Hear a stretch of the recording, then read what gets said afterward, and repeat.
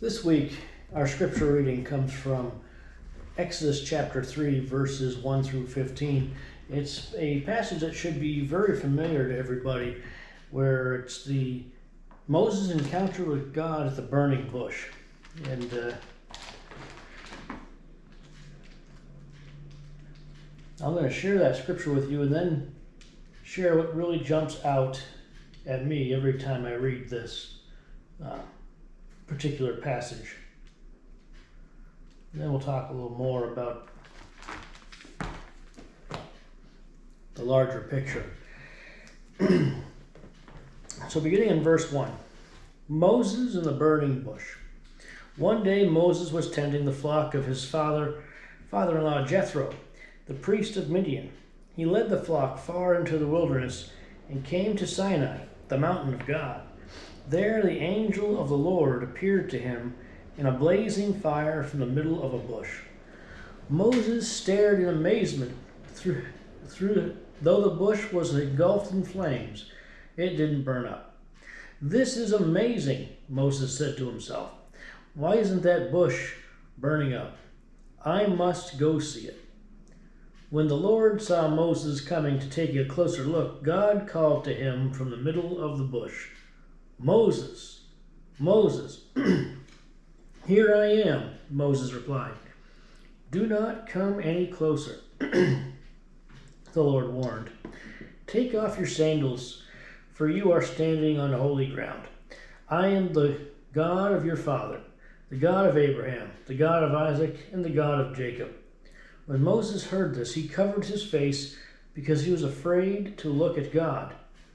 Then the Lord told him, "I have certainly seen the oppression of my people in Egypt. I have heard their cries of distress because of their harsh slave drivers. Yes, I am aware of their suffering.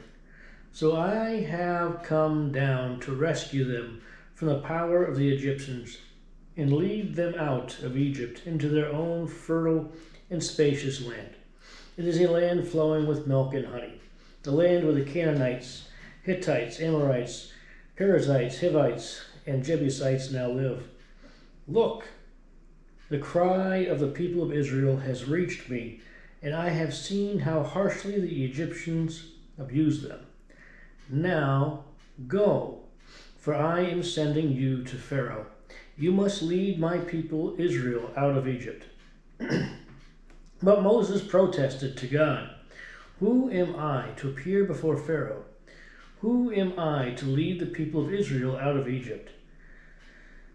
God answered, "I will be with you, and this is your sign that I am the one who has sent you.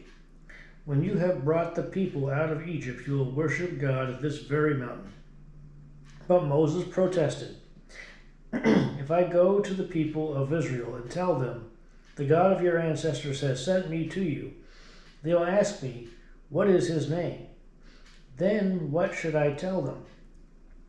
God replied to Moses, "I am who I am. Say this to the people of Israel, 'I am has sent me to you.'"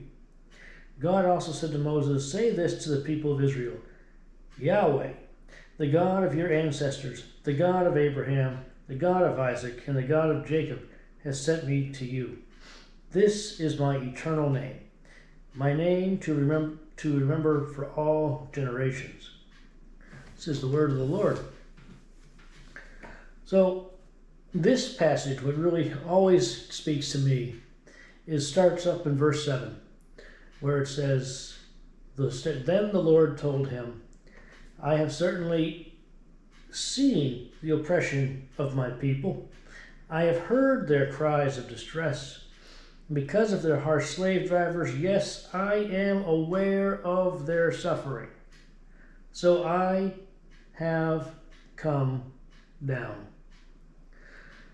It's a great reminder for all of us when we go through things that God has seen what we're going through, that God has heard our cries for help, that He is aware of our suffering, and He has come down.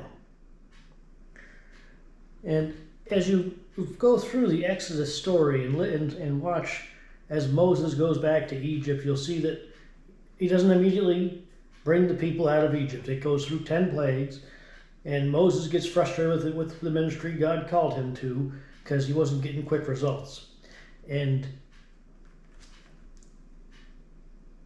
the key is, and all that God is with Moses, and God has come down and is with us. It doesn't necessarily always mean he's going to deliver us from our trials, from our sufferings.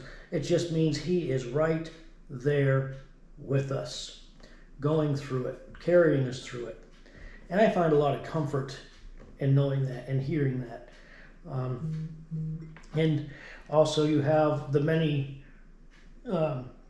protests from Moses.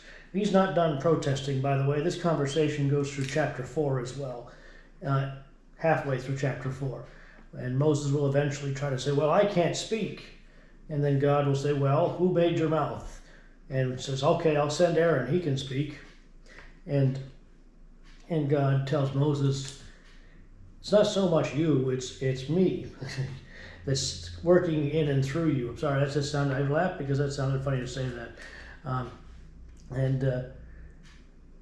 It's God that works in and through his people. God sends his people to do extraordinary things. He sends ordinary people to do so he can do extraordinary things through us. So things to remember in preparation for Sunday is God has seen the oppression. He hears our cries for help. He is aware of our suffering, and he has come down. Thanks for watching.